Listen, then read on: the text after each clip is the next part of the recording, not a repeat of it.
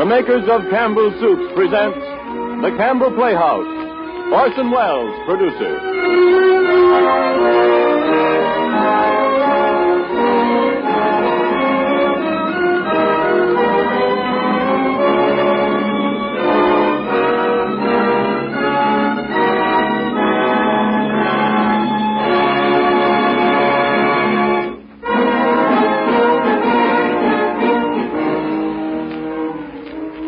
Good evening. This is Orson Welles. Tonight, under the guidance of an expert, we're going to take an excursion into the underworld of the Prohibition period. Our story is The Glass Key, by an author who is best known as the creator of The Thin Man, Mr. Dashiell Hammett. The Glass Key is, to my way of thinking, one of Dash Hammett's very best. So sit back and let the Campbell Playhouse demonstrate that Mr. Hammett knows far more about underworld plots, political skullduggery, and crimes of violence than any other respectable author should. And then when our story is over, we'll have a chance to check on Dash Hammett, because we have with us in the studio tonight a man who knows more about this sort of thing than even Dashiell Hammett. Warden Laws, no less, of Sing Sing, of course, and who will speak to us at the end of this broadcast. And now first a word from Ernest Chappell.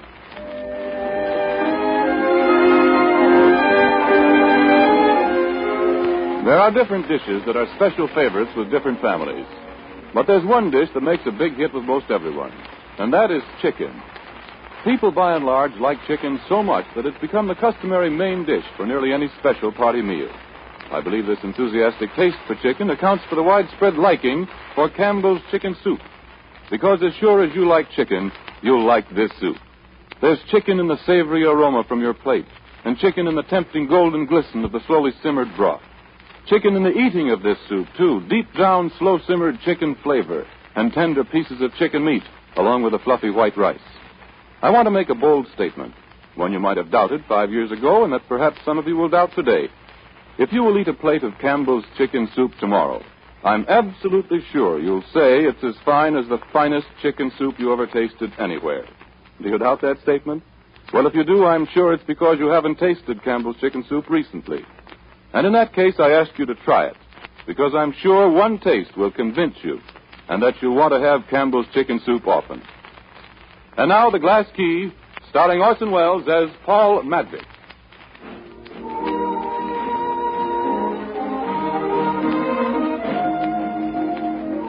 My name's Ned Beaumont, and I guess I'm out of a job for a while. Well, I did the best I could for Paul Madvick, but there it is. A clean sweep for the reform ticket. Funny how things change. 6 weeks ago, you could have got 4-1 on the Madvick machine, putting over the whole ticket. When you come to think about it, there wasn't a thing Paul Madvick could have done differently. Not with the setup he had. I remember the first evening he talked to me about it in his office up over the party headquarters. Office? Well, it wasn't much of an office, just a desk with a lamp on it, a couple of chairs, and a picture of the governor looking down at you. All right. Now, there you are, Ned. Hello, Paul. Lend me some money. What do you want? Couple of $100? Been shooting dice? Yeah. Here you are. Thanks. It's a long time since you've done any winning, isn't it, Ned? Oh, not so long. Month or 6 weeks. It's a long time to be losing. Why don't you try laying off a while when you hit one of these sour streaks?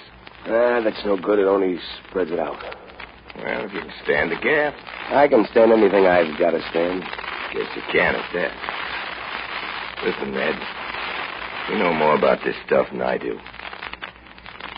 Janet Henry's birthday's Thursday. What do you think I ought to give her?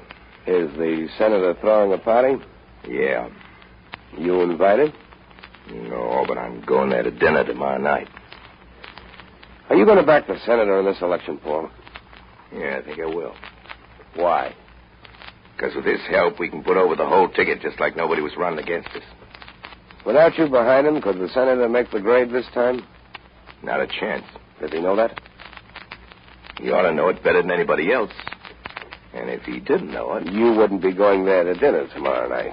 Have you, promised him anything yet? Yeah, it's pretty well settled. Listen to me, Paul. Throw the senator down. Sink him. Well, Forget he's never been licked at anything in his life. Sure, and that's one of the best reasons I know for throwing in with him. No, it isn't, Paul. It's the very worst. Think that over, even if it hurts your head. How far has this dizzy blonde daughter of his got her hooks into you? I'm going to marry Miss Henry. Is that part of the bargain? Nobody knows it yet, except you and me. That's what you want. Make them put it in writing. Better still insist on the wedding before Election Day. Then you'll at least be sure of your pound of flesh, Paul, or she'll weigh around 110, won't she? I don't know why you keep talking about the senator like he was a yake. He's a gentleman. Absolutely, and his daughter's an aristocrat.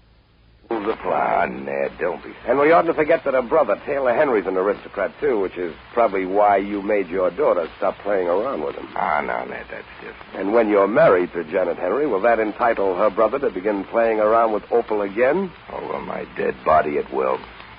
I didn't ask for all this. I just asked you what kind of present I ought to give Miss Henry. How far have you got with her? Nowhere. I've been over there half dozen times to talk to Senate. Sometimes I see her and sometimes I don't. But you didn't get a bid to the birthday party? No, not yet. Then the answer's one you won't like.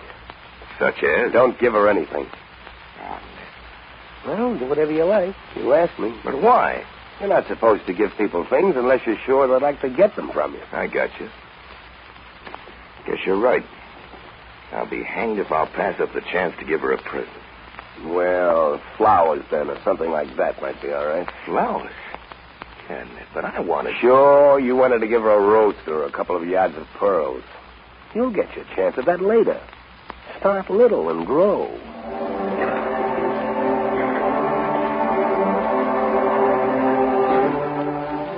Paul went to that dinner. It was the next night, a Wednesday. Just lately, I found out what happened up at the senator's house that evening. As a matter of fact, I got it... Oh, well, never mind. Don't give it a thought, Senator. Me behind you, the election's as good as in the bag. I've been through a few more elections than you, Natwick. They're never in the bag until the votes are counted. Boys will figure to pile up a 30,000 majority in the 8th Ward alone. What will you two talk about when the election's over? How to win the next one, Miss Henry. I'm afraid that's true. Oh, if you'll excuse me, Madvig, I'll leave you alone with Janet for a moment. Sure, Senator. I want to have a talk with my son before he goes out. I'll be right back. You'll have to excuse my brother for not coming down to dinner. That's all right. Kayla and I had a little misunderstanding some weeks back about my daughter. You're not interested in music, are you, Mr. Madvig? I'm interested in anything you do, Miss Henry. I didn't ask that. Music? Oh, yes, I like music. You play it? I can see you're a difficult man to amuse, Mr. Madvig. The conversation must be about politics or about music. Is that it? Well, those are the two things I'm interested in. You think they go together very well? Yes. One's a means to the other. Mr. Madvig. My friends call me Paul. Very well. Paul, then. Listen, Miss Henry. I know this is a little out of my line. I know I'm a politician from the wrong side of town, and you're Senator Henry's daughter. About all I've ever learned that you don't get up to the 6th grade is how to run things. How to get other people to run things for you. Not quite all. I can learn music and the rest of the things on your side of the town. That's what I'm setting out to do. Janet, you're the end of my road. Everything I want. Everything I want to be. Mr. Madvig. Sorry. But you wanted me to kiss you. I think you'd better go now. I'll explain to Father. Fine. Let's not talk about it. You're close in the hall. All right. Good night, Miss Henry. Good night, Mr. Madvig.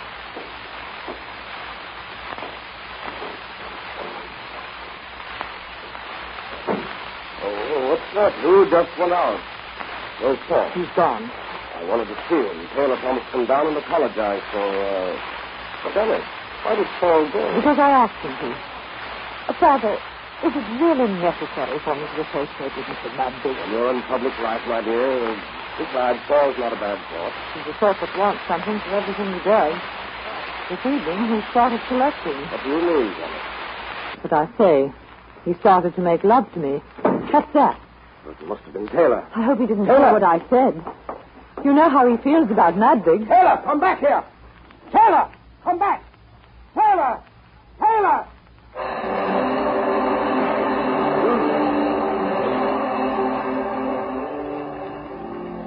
I had an idea Paul would stop by Parthy headquarters that night after the dinner, and I went up to his office and sat at his desk waiting for him.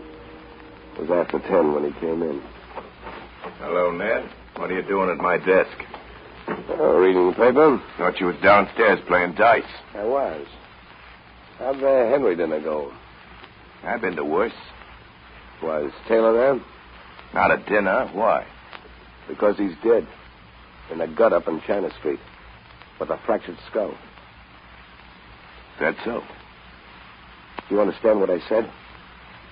Yes. Well? Well, what? He was killed. All right. Do you want me to get hysterical about it? Oh, I thought you might want to look into it since it's Senator Henry's son. It's up to the cops, isn't it? I was there with him before they moved the body. Did you notice anything? Yeah. What? His hat wasn't there. You won't need it now. Well, I'll be going along. So long, Paul. You're a fool, Ned. Yeah. One of us is.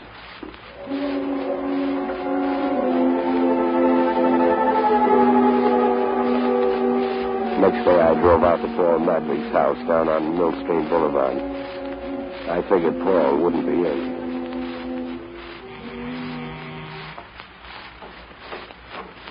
Hey, Mrs. Oh, hello, Mom. So here you are at last, Ned. You're a worthless boy to neglect an old woman like this. Oh, Mom, Madvig, I'm a big boy now, and I got my work to look after. Where's the kid? Opal? Yeah. She's laying down. She's not feeling good. Oh, what's the matter with her? Headache. Guess she's been dancing too much. Father been up to see her? No, Paul hasn't been home since yesterday. Did they find out about the Henry boy? The cops ever find out anything? Is it all right if I pop in and say hello to Opal? Sure. Go right up, Ned. She'll be glad to see you. Okay. I'll have a cup of tea for you when they come down. I went up the stairs and across the landing. The blind was down in Opal's room, and I could see the light from her cigarette as she sat in bed. Hello, Ned. Hello, Snip. Yeah, I know, youngster. Tough. Oh, really? Most of the headache's gone. So, Opal, I'm an outsider now, huh? Oh, what you mean? I mean Taylor Henry. Yeah. But, you know, I haven't seen him for months since Dad made me stop seeing him. Okay, kid, I'll be running along. Oh, wait a minute. Back here. What makes you act like that?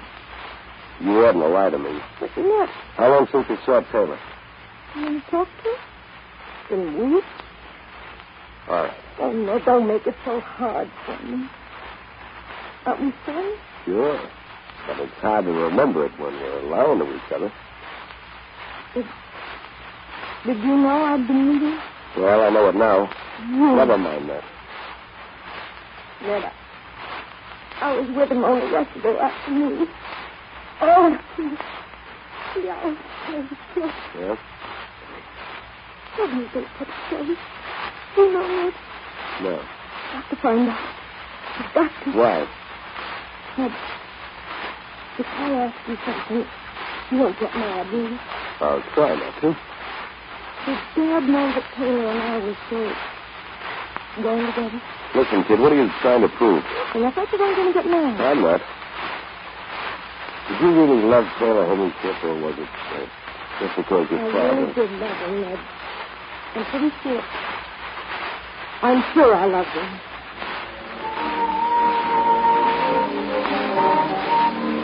I drove back to town and stopped at the police station and called up Paul Madvig at Parthy headquarters. He wasn't there. Back to town and stopped at the pay station and called up Paul Madvig at Parthy headquarters. He wasn't there. Around 3, I went over to the district attorney's office. District Attorney's office. Mr. Farr's busy. Will you leave your number? Thank you. Hello, District Attorney's office. Hello, sister. Hello, Mr. Beaumont. Tell Mr. Farr I want to see him. Sure.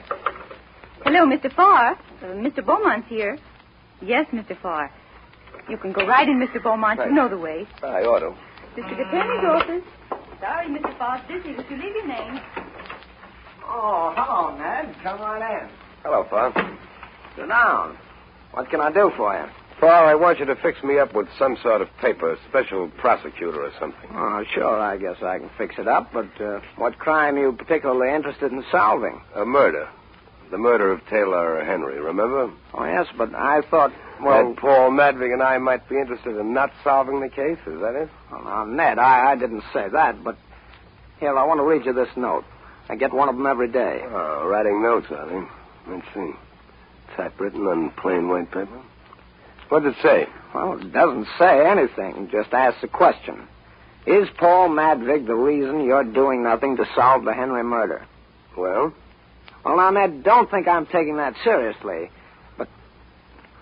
But you know, we get bails of that kind of stuff every time anything happens. I just wanted to show it to you. Oh, that's all right, as long as you keep on feeling that way about it. I don't think I'd say anything to Paul about the notes if I were you. He's got enough on his mind. Well, sure, whatever you say, Ned. Listen, Farr, Paul hasn't anything to hide in the Henry murder, and I wouldn't like to think you were going around thinking he had. Oh, now, for heaven's sake, Ned, get me right. You know darn well there's nobody in the city any stronger for Paul and you than me. You know you can always count on me. Well, that's fine. Well, I've got to run along. So long, Farr.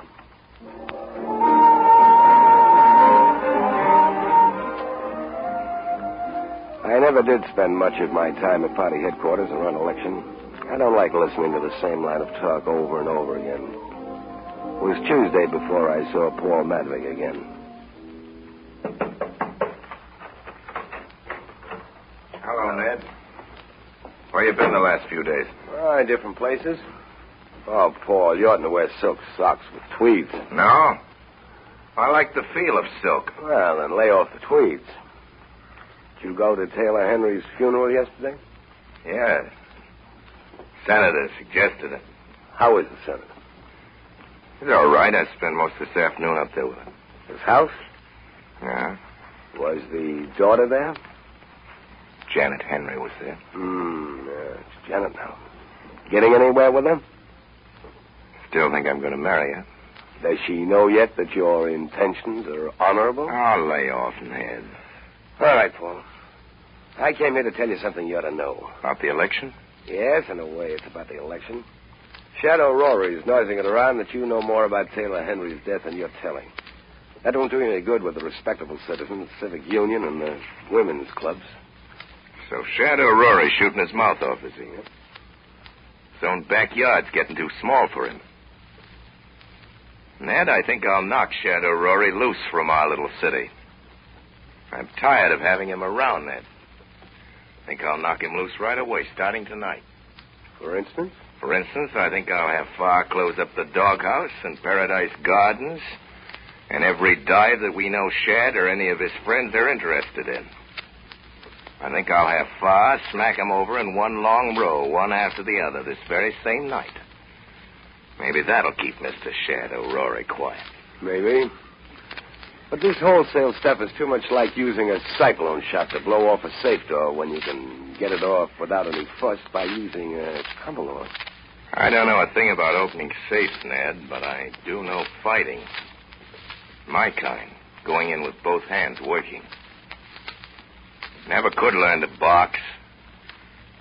Only times I ever tried, I got licked. We'll give Mr. Shadow Rory the cyclone shot, beginning tonight.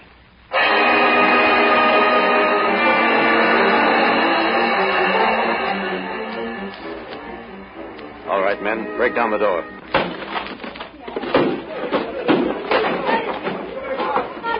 All right, boys, start working.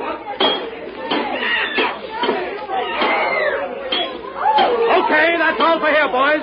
Paradise Gardens next.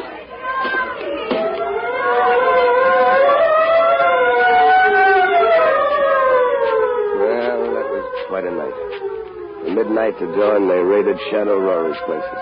The doghouse, Paradise Garden, the carousel, one after another. The next evening, Paul Madvig and I were sitting in a private room at Pip Carson's. The man opened the door and came in without knocking. A man of medium height with smooth white hair.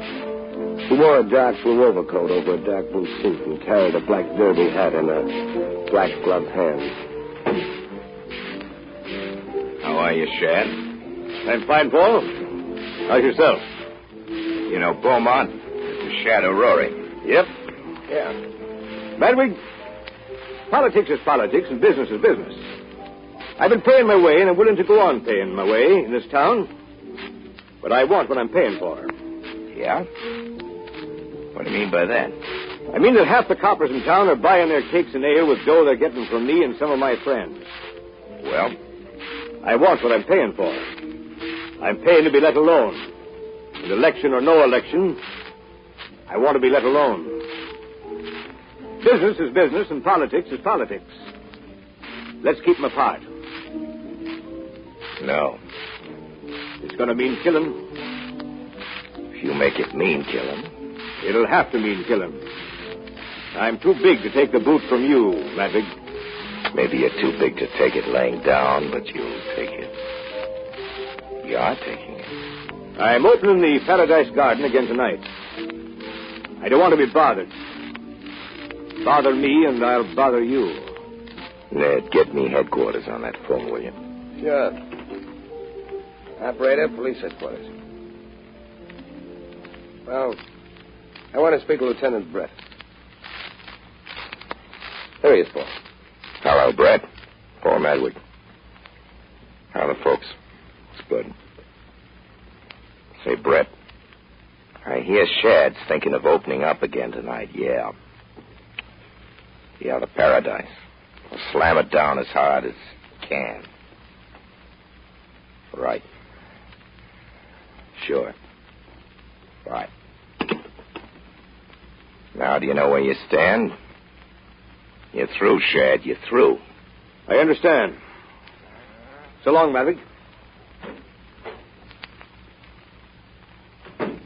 Well? Wrong, Paul. Holy mackerel. Don't anything suit you? Say, where are you going? I'm leaving. I'm tired of Hicktown stuff. Meaning me?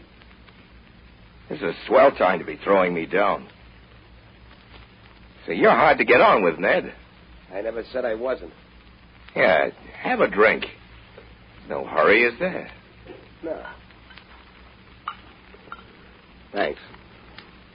You mind telling me why you think I handled Shad wrong? It won't do any good. Try. Shadow Rory's going to fight. You've got him in a corner. There's nothing you can do now but play the long shot. You're trying to re-elect the whole city administration.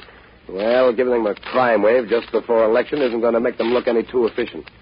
And then there's this stuff that's being said about Taylor Henry's killing. Next thing you know, it'll be printed. You think I ought to lay down to Shadow Rory? Well, I think you should have left him an out, a line of retreat. You shouldn't have got him with his back to the wall. I don't know anything about your kind of fighting. He started it. All I know is when you got somebody cornered, you go in and finish him. That system's worked all right for me so far. Well, Paul, this is one time I think you've let yourself be outsmarted. First, you let the Henrys wheedle you into backing the senator. There was your chance to go in and finish an enemy who was cornered. But that enemy happened to have a blonde daughter in social position and whatnot, so you... Cut it out, Ned. Well, I must be running along. Now, wait, Ned. Take your hand off me. Now, look here, Ned. Let go. Don't be a fool. You and I... I said to let go. I meant it. Crazy nut. I ought to knock the devil out of you. Ah, come on, Ned. Let's finish our beer.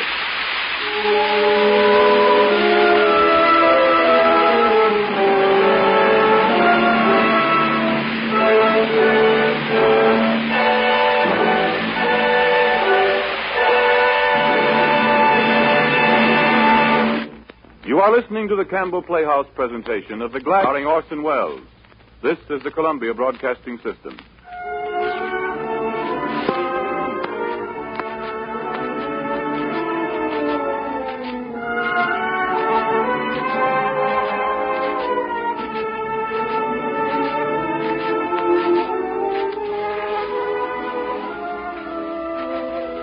This is Ernest Chappell, ladies and gentlemen, welcoming you back to the Campbell Playhouse.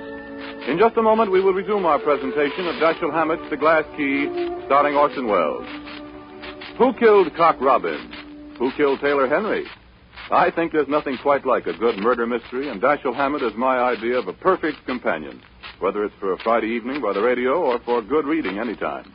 But there's a time and place for mystery like anything else. And one place you won't find any mystery is in the kitchens where Campbell soups are made. I visited those kitchens as recently as last week, and I know whereof I speak. There are no secrets there. You can watch for yourself each step in the making of fine soup. Among other things, I watched them make Campbell's chicken soup. And I know why it is that people who have never thought a canned chicken soup could be as good as homemade change their minds completely when they first taste Campbell's. Because Campbell's make chicken soup the way a good cook does at home. Indeed, it seems to me that Campbell's way is in some respects even better. For example, where chicken soup at home is often made from leftovers, Campbell's use all the good meat of the fine selected chickens. And what plump, splendid chickens they are, too.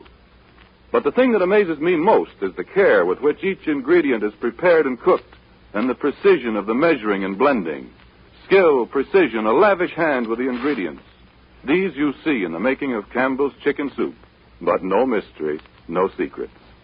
And if there's any doubt in your mind about how good a canned chicken soup can be, I do earnestly invite you to try Campbell's chicken soup. Now we resume our Campbell Playhouse presentation of The Glass Key, starring Orson Welles as Paul Madvick.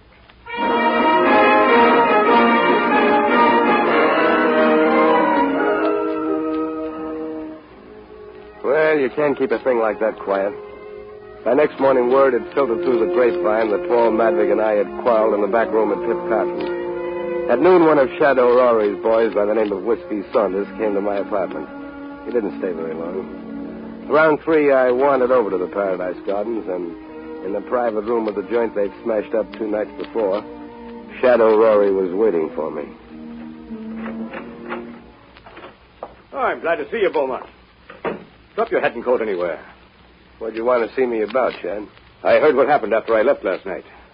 I owe you something for trying to stop Paul from closing up my joints. You don't? I don't? No. I was with him then. What I told him was for his own good. I thought he was making a bad play. He'll know it before he's through. Is it so that you and Paul have broken for good and all? I thought you knew it. I thought that's why you sent for me. I heard it, but that's not always the same thing. What were you thinking you might do now? There's a one-way ticket for New York in my pocket, and my clothes are packed. How long you been here? 15 months. You and Paul have been close as a couple of fingers. How long? Yep. You ought to know a lot of things about him. I do.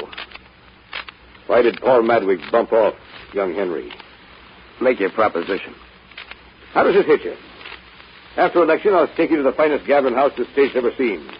Let you run it to suit yourself with all the protection you ever heard of. That's an if offer if you win. Don't you think we're going to win the election? You won't bet even money on it.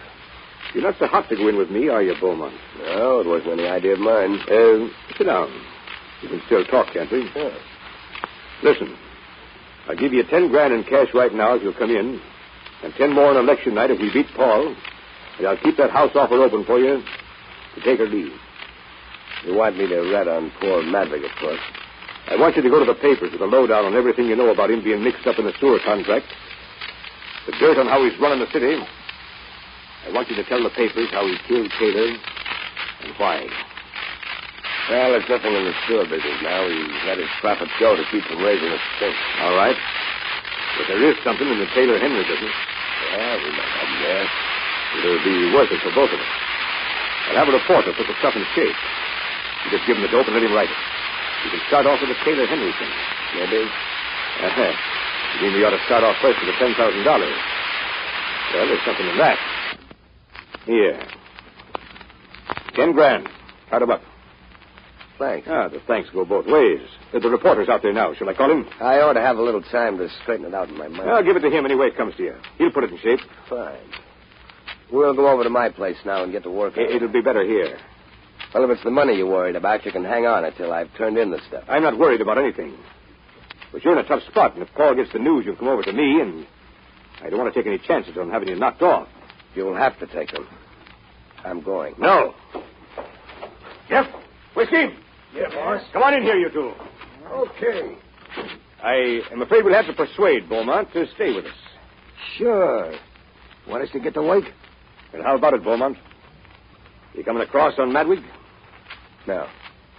Too bad. Well, boys, get going. Come on, Whiskey. Yeah.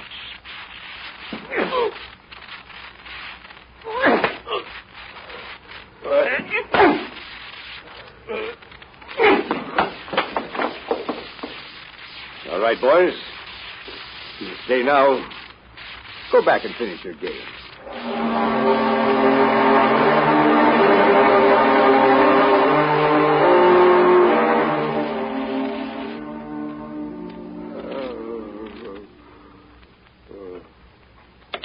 Where's your 2 bits, Whiskey?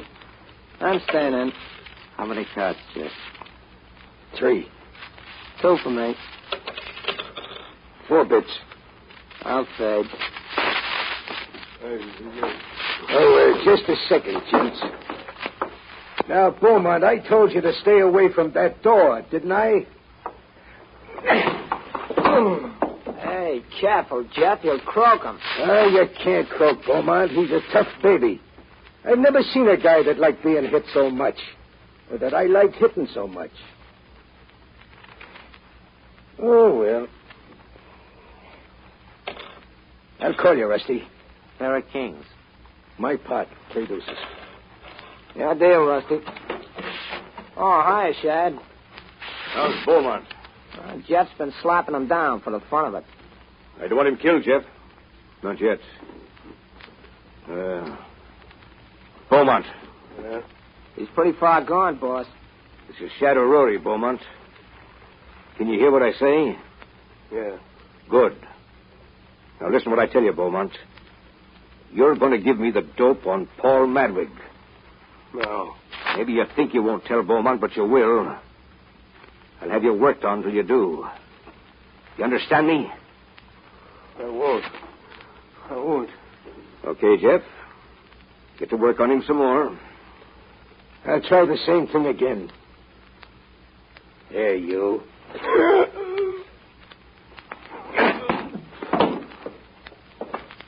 It ain't no good now. He's trolling like a Joe.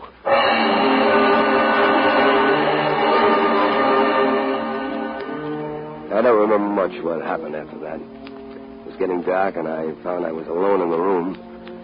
And I remember something about tearing a mattress apart with my nails and teeth and setting fire to it with my cigar lighter.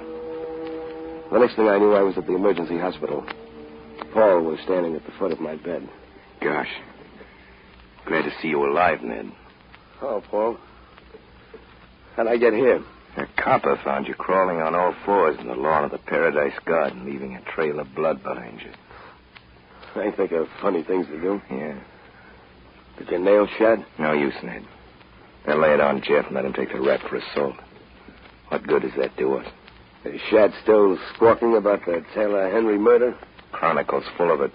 Other papers are taking it up. We're going to stop that. You're going to stay in bed and get well. That's what you're going to do. Look, Ned, I've got a visitor with me.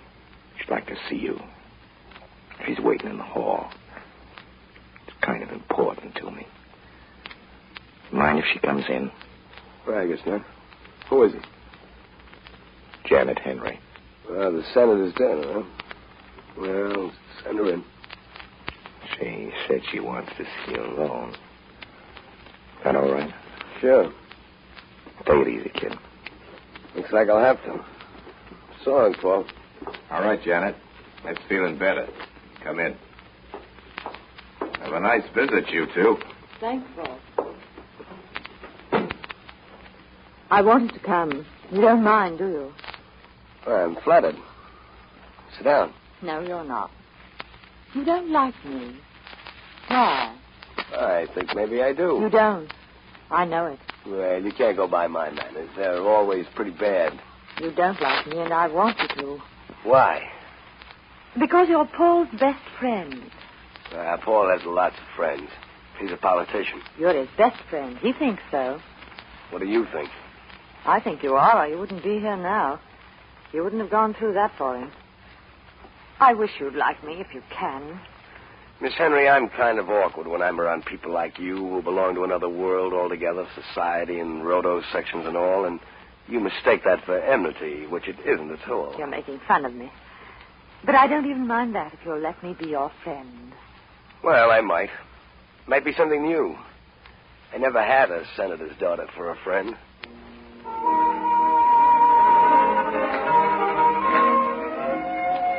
Next day, I had another visitor. About 2 in the afternoon, the nurse came in to see if I was sleeping. I wasn't.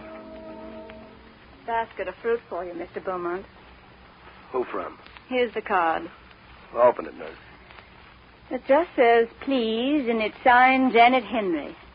Oh, help yourself to the junk. Take enough so it looks as if I'd eaten it. No wonder people beat you up. And there's a Mrs. Madvig here to see you. I'll tell her to come in and you stay out. It'll be a pleasure. All right, Mrs. Madvig. Thank you. Hello, Ned. Come on over here, Mom. I'm going to kiss you. Oh, what foolishness. Well, you don't look so bad, nor yet so good. How do you feel, Ned? Oh, swell. I'm only hanging around here on account of the nurses. That wouldn't surprise me much, neither. Oh, Mom. Look here, Ned. You've got to tell me the truth. Paul didn't kill that whippersnapper Taylor Henry, did he? What makes you ask that? Opal, wasn't it? Wasn't it? Yes. Opal's got herself in a state over it. She's sure her father did it. What she got? Evidence or intuition? She gets a note like this every day. I'll bet she does. I've seen one of those before. Read it to me anyway. Are you really too stupid to know your father murdered your sweetheart? That's what it says. Well, everybody in town's had at least one of these notes. Ned, it isn't true, is it? Nope. I didn't think so. He's always been a good boy, but the Lord only knows what goes on in this politics. You're a humdinger, Mom. Would you tell me if he had killed him? Nope. Then how do I know he didn't? Because if he had, I'd still say no. But then if you asked me if I'd tell you the truth if he had, I'd say yes. No, he didn't do it, Mom. It would be nice if somebody in town besides me thought he didn't do it, and it would be especially nice if that other one was his mother.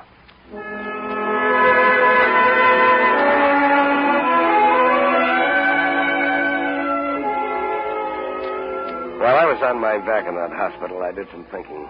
I didn't like the way things were going for Paul. Decided I'd better get out and do some looking around. The doctor said no. I said yes. District Attorney's office. Yes, I'll connect you. Hello, sister. Hello, Mr. Beaumont. How are you feeling? Fine. Tell Farr I'm here. Mr. Beaumont to see you, Mr. Farr. All right. I'm sorry, Mr. Beaumont. Mr. Farr has an important conference. If you don't mind, I'll see for myself. Mr. Beaumont, please. You're not supposed to go. How are you, Farr? Do I have to smash my way in to see you these days? Oh, Ned, was it you? I thought the girl said Mr. Barman. Come right in. Oh, no harm done. I got in. Anything new? Oh, no, nothing. Just the same old grind. How's the electioneering going? Well, it could be better, but I guess we'll manage all right. What's the matter? Oh, this and that. Things always come up. Well, that's politics, I guess. Yeah. Anything I can do, or Paul, to help? No, I think not. Is Henry killing the worst thing you're up against? Well, there's a lot of feeling that we ought to have cleared up the murder before this, and that Paul ought to have helped. That's one of the things, and maybe one of the biggest that'll count against us at election. Made any progress since I saw you last? No, not much. Listen, Farr. Paul's always glad to help the boys out of holes. Do you think it would help if he'd let himself be arrested and tried for the Henry murder? Well, it's not for me to tell Paul what to do. Yeah, there's a thought. And here's another one that goes with it. It's not for you to do much Paul wouldn't tell you to do, Mr. District Attorney.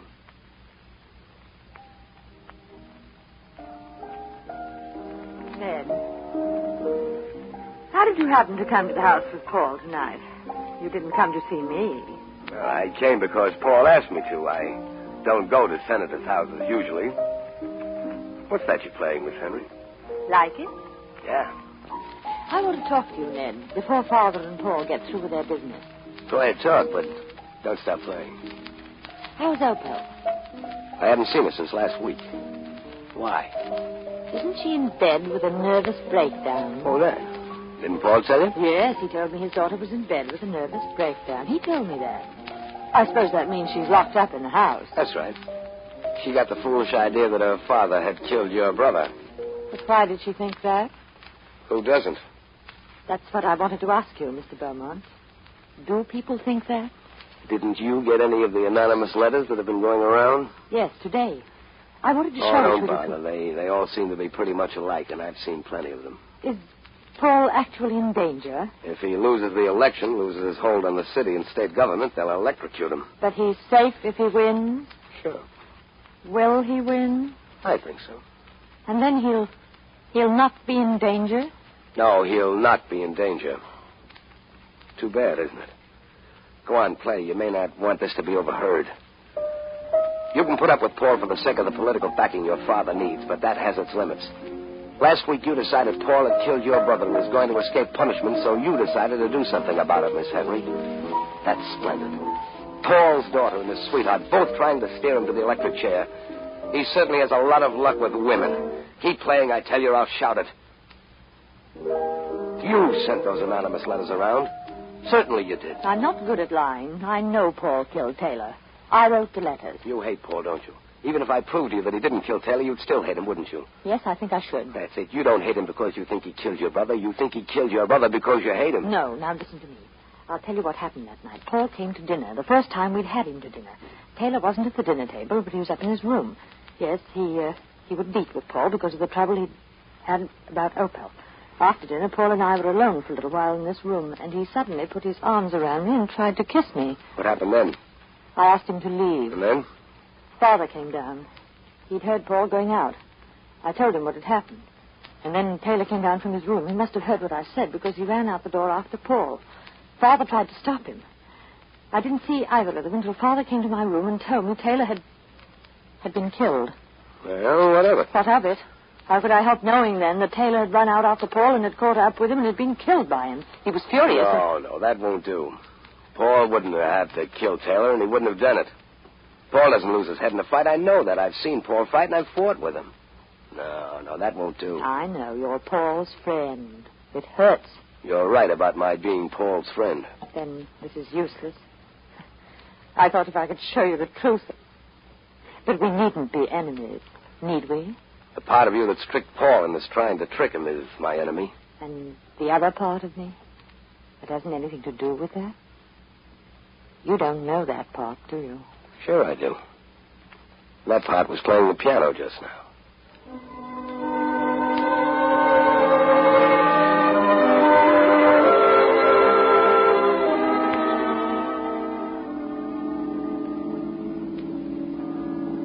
Drop you off the club, Ned? No, thanks, Paul. I think I'll go home. You don't know how good I feel that you and Janet hit it off this evening. I can get along with anybody if I have to. How's the election going, Paul? Is everything going along to suit you? We're not as well off as we were 2 weeks ago. You know that. That's right. And if Taylor Henry's killing isn't cleared up pronto, you won't have to worry about the campaign. You'll be sunk whoever wins. Just what do you mean by that, Ned? Everybody in town thinks you killed him. Yeah? Don't let that worry you. I've had things said about me before. Is there anything you haven't been through, Maverick? Ever been given the electric cure? I don't think I ever will. You're not very far from it right now, Paul. Ned. I'm not taking up your time with my nonsense. I'm listening to you. Never lost anything listening to you. Thank you, son. Why do you suppose Farr's wiggling out from under and the rest of the boys? They figure you're licked. Everybody knows the police haven't tried to find Taylor's murder, and everybody thinks it's because you killed him. Farr figures that's enough to lick you at the polls this time. We've been talking a lot about what other people figure, Ned. Let's talk about what you figure. Figure I'm licked? I've told you. If Taylor Henry's murder isn't cleared up pronto, you're sunk. That's the whole thing. That's the only thing worth doing anything about. That won't do. Think up something else. Must be an out, Ned. Think. There isn't. That's the only way. You're going to take it whether you like it or not, or I'm going to take it for you. Ah, no, lay off. Well, that's one thing I won't do for you, Paul. I killed him, Ned. It was an accident, Ned. He ran down the street after me when I left. Cane he picked up on his way out. Tried to hit me with a stick. I don't know how it happened, but pulling it away from him, I hit him on the head with it. Not hard, but he fell back and smashed his head on the curb. What happened to the stick? I took it away under my overcoat and burned it. What kind of a stick was it? A rough brown one. Heavy. And you had a clear self-defense plea. I know, but I didn't want that, Ned. I want Janet Henry more than I ever wanted anything in my life. What chance would I have then? Even if it was an accident. You'd have more chance than you've got now. Janet Henry's always thought you killed her brother. She hates you. She's been trying to play you in an electric chair. She wrote all those anonymous letters to everybody. She's the one that turned your daughter against you. She was telling me this tonight, trying to turn me. She's not... That's enough. What is it, Ned? Do you want her yourself, or is it... Doesn't make any difference. Get you, heel. This is the kiss-off. Whatever you say, Paul.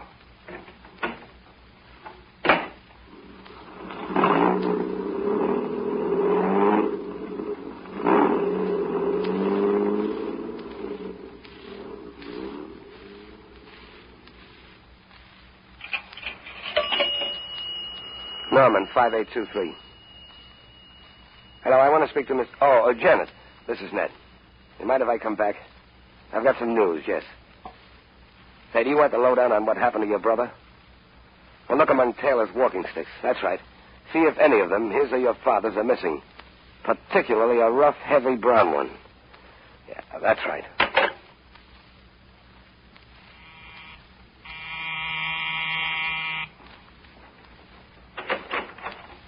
Come in, Mr. Bowman. What's happened? Tell me. What'd you find out about the walking stick? It's upstairs in Father's closet, the heavy one you described. In fact, none of them are missing. Neither Taylor's nor Father's. But what about it? Ned, don't be so mysterious. Look here, Janet. Are you sure you want to go through with this thing? I want to go through with it more than I ever wanted to do anything in my life. They're practically the same words Paul used, telling me how much he wanted you. Did you tell him about me? Yep. Called me a liar and kicked me out of his car. Paul and I are washed up. I'm glad. I won't pretend I'm not. Did Paul say anything else? Yes. Well? He said that he killed your brother. Ned, I knew it. Then you'll go to the district attorney. You certainly want to be in it for kill, don't you? He was in at my brother's. Well, I hope you like it when you get it. Now, go ahead. Call your father. Father? Oh, Father, would you come in, please? Right away. Janet, just one more thing. You're sure about that cane? Of course I'm sure. I saw it just 10 minutes ago. Good. That's all I need to know. Well, Janet, what is it? Oh, hello, Mr. Beaumont. Hello. Back again? Father, I'm afraid we have some unpleasant news for you. Mr. Beaumont has just told me who killed Taylor. It was Paul Madvig. Madvig? Mr. Beaumont, what have you got to support that statement? What evidence? For one thing, his own confession. Madvig admitted that he killed my son? Yes. This is incredible. An associate of mine killed my son? I can't believe it. Father, what are you going to do? Well, there's only one thing we can do. Tell Farr to arrest Paul Madvig. Operator, get the district attorney's office. Senator, I wouldn't do that if I were you. What do you mean, Beaumont? I'd hang up that receiver. I wouldn't talk to Farr yet. You're not quite ready. Do you think that you can tell me what you did and expect me to do nothing on my side? Hang up that receiver, Senator. Senator, I have a special authority from the district attorney. I've got it here in this pocket. If there's any arrest in this case, I'd like to do it myself. Then why didn't you arrest Madvig on the spot? Because he didn't kill your son. Ned. Well, you just said that Paul confessed, yes, but I didn't say I believed him. His story didn't hold together. Sit down, Senator, and you, Janet. I've got plenty to say to both of you. Better be quick about it, Beaumont, before I pick up the phone. It won't work, Senator, because Paul's going to stop covering you up the minute he gets arrested. Now, what happened, Miss Henry, is something like this. When your brother heard about Paul that night, he ran after him, taking the stick with him and wearing a hat. Well, that's not important. You wanted to be reelected, Senator. You couldn't let your son get in a fight with a man you were counting on to put you over. So you had to stop your son at all costs, didn't you? This is nonsense. I will not have my... Sure, it's nonsense, and your bringing the stick that killed him back home is nonsense, and wearing his hat because you'd run out bareheaded after him is nonsense, too. But it's nonsense that'll nail you to the cross, Senator Henry. Let's have it quickly, Beaumont. What is it you're trying to say? I can say it in 4 words, Senator. You killed your son.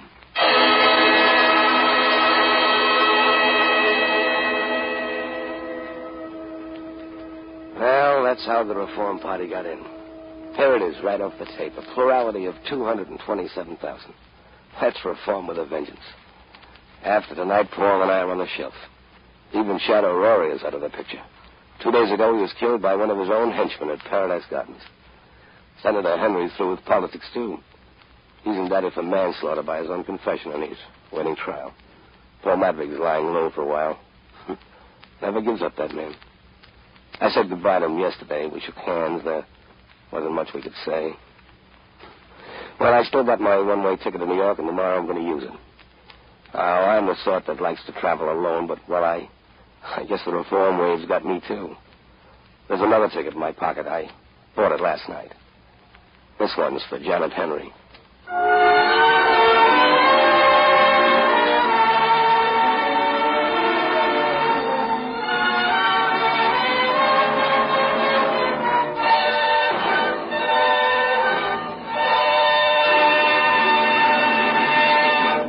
This concludes the Campbell Playhouse presentation of The Glass Key by Dashiell Hammett.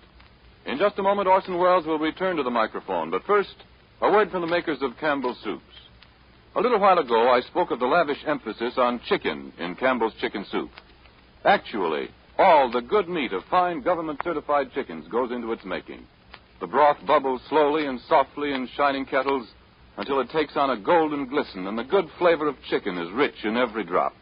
Pieces of chicken meat, cooked deliciously tender, go into the soup, too, along with snowy rice. Somewhere, sometime, you've probably tasted a chicken soup that you decided was the very last word. Well, with that chicken soup in mind, if you'll try Campbell's tomorrow, I'll promise you won't be disappointed. I'm sure you'll say Campbell's is as fine as the finest in your memory, and you'll be glad you can have it at any time and often. You'll like it for lunch, for supper, for family meals, whenever the idea of chicken soup sounds good. Why not put Campbell's Chicken Soup on tomorrow's shopping list and have it this very weekend?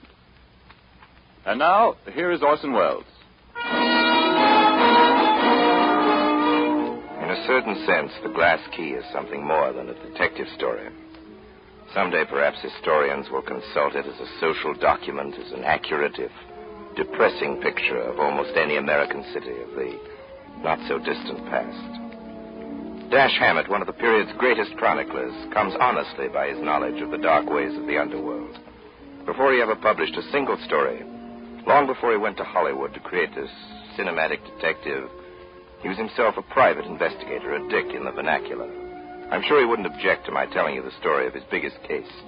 The biggest case in the sense that he was hired to look for one of the biggest things you could imagine. It was a Ferris wheel. As a friend of Mr. Hammett, I should like to be able to report that he laid hands on the Ferris wheel and returned it to the owner, but he didn't. Nobody to this day knows what happened to the Ferris wheel. Perhaps it escaped to South America disguised as a roller coaster, a merry-go-round. However, Hammett, thwarted in his career of detection, turned eventually to literature, and I, for one, am heartily thankful. There are lots of detectives, but there's only one Dashiell Hammett. And now, I have the great pleasure in introducing to you our distinguished guest of the evening, Warden Laws of Sing Sing.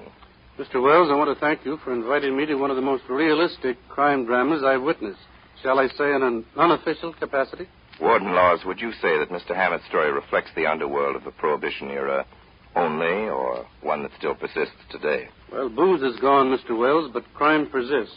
However, I believe the intimate tie-up of crime with politics is decidedly on the wane. Does that mean that we're catching up with the crime problem? We've been catching up with crime for over 4,000 years. Tablets dug up in the Near East of the trial and execution of a couple of protection racketeers who had been terrorizing the local merchants. The record showed that these gangsters had actually been paying off the mayor. This particular racket was busted in the year 2000 B.C. Well, that's not exactly tossing orchids to the crime crusaders the past 4,000 years. Don't misunderstand me, Mr. Wells. Police action against matured crime is necessary. But there is another front on which the fight must go on. We may fill our prisons to capacity and work the electric chair overtime, but crime will continue until we correct the conditions which produce it. That's the challenge you made in your recent book, Invisible Stripes.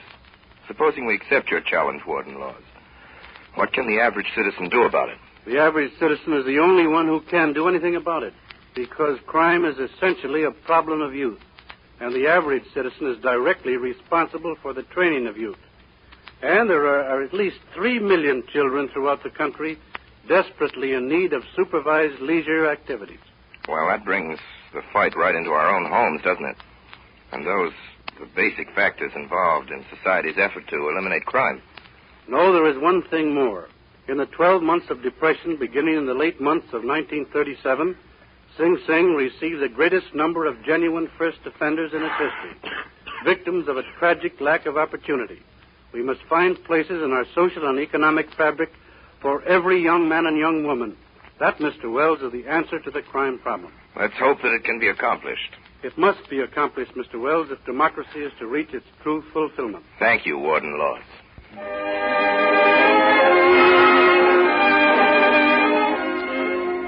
In tonight's Campbell Playhouse production of The Glass Key, Orson Welles played the part of Paul Madvick, Paul Stewart played Ned Beaumont.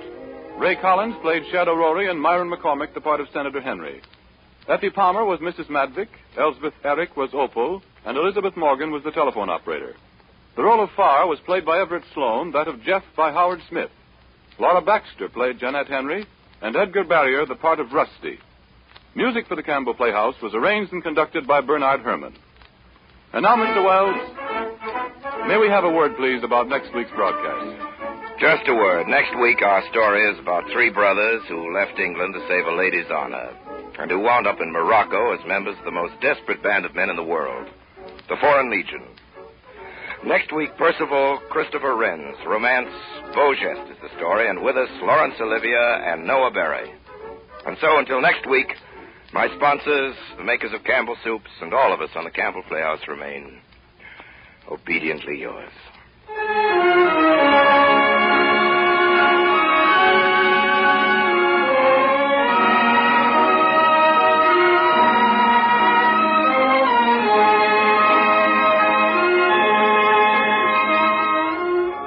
The makers of Campbell Soups join Orson Welles in inviting you to be with us at the Campbell Playhouse again next Friday evening, when Laurence Olivier and Noah Beery will appear with him in Beau Geste.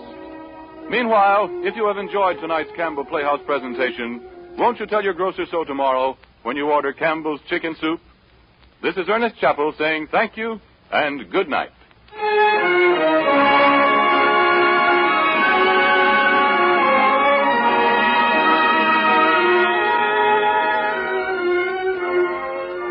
Heard on tonight's show, Manhattan Serenade and Metropolitan Nocturne by Louis Alder, also Alfred Newman, Street Scene. This is the Columbia Broadcasting System.